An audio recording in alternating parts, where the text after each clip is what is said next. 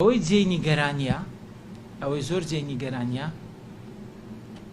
خەڵکانێک بە تایبەتی ئۆپۆزیسیۆن بەناو ئۆپۆزیسیۆن گوێ دەدەنا ئەوانی غەدر لە کوردستان دەکەن بەڵام گوێ نادەنا حکوومەتی خۆیان نایەن لە ئەنجومەنی وەزیران بڵێن کاکە بزانین ئەو کێشەیە. ئەمە وتەی پشتیوان سادقە کە ئەندامی سەرکردایەتی پارتی و هاوکات وەزیری ئەوقافیشە.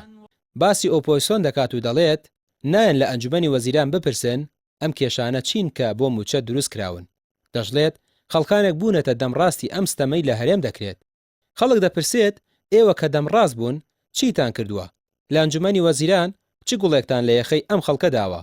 لە کاتێکدا کۆمەڵی دادگەری چەندین جار هۆشداری داوە لە هاتنە پێشی ئەم دۆخە، بەڵام بەهۆی حیساب نەکردن و خۆ بە گەورەزانینەوە هۆشداریەکانتان بە هەند وەرنەگرت و ئەم دۆخەی ئێستای لێکەوتۆتەوە.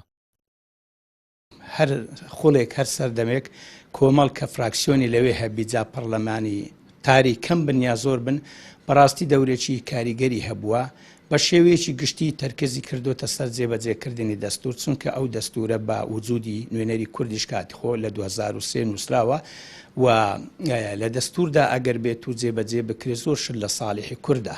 جابوو نمونە یەک لەو مادانە مادەی 140 ئەگەر جێبەجێ بکرێت لە بەرژەوەندی کووردە هەمیشە فراکسیۆنی کۆمەڵ داکۆچی لەسەر جێبەجێکردنی مادەی بڵێن 140 کردووە و لەسەر ناردن و دابینکردنی بودجە و شایستە داراییەکان کردووە بە تایبەتیش موچە کە موچە لە ئێستادا بۆ تا کێشەیەکی هەنووکە هەمیشە تەماشای ئەعلامکەن، یعنی فراکسیۆنی کۆمەڵ لەوێن دەرێ ئەو پڕی بەرگری لەسەر ناردنی موچە کرد.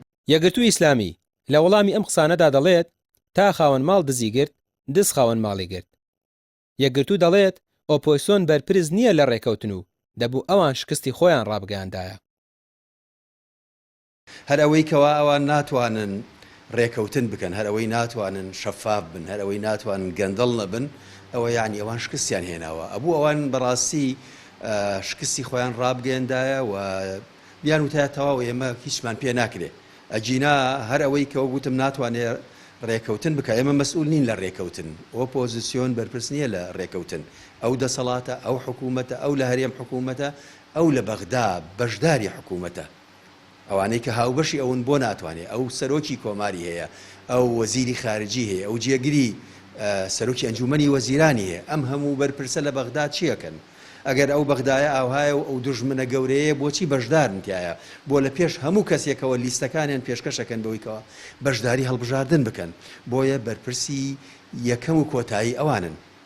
تەنانەت ئەو ڕێوشێنانەی کە ئۆپۆزیسیۆن ئەوێ بیگرێتە بەر بۆ چارەسەری ئەوان بە شێوازێکی سەربی و بە عینەکی ڕەشەوە سەیری ئەەکەن و تەماشاکەن. هەر کاتێک دەسەڵات گڵۆڵەی دەکەوێتە لێش لە جێگەی پۆزیشێنانەوە بۆ خەڵک دەست دەکەن بە تۆمەتبارکردنی ئەم و ئەو، بەڵام خەڵک باش ئەوە دەزانێت حیزبە حکومڕانەکان ڕابردویان چۆنە و هیچ کات ئومێدی خێریان لێ ناکرێت. ڕامیا عوسمان، کەناڵی پێام، سلێمانی.